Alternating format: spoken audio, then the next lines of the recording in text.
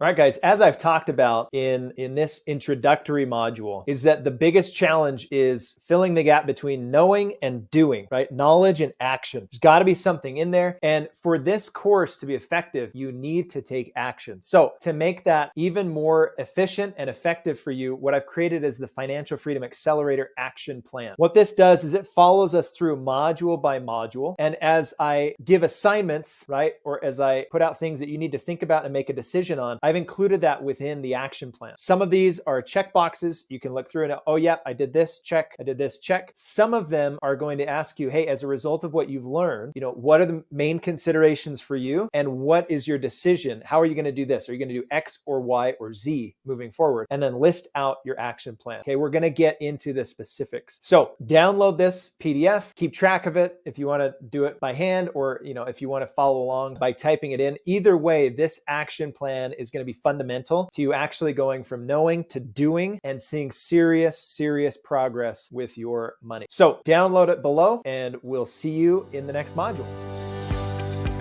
That's your action plan. Time to put it to work.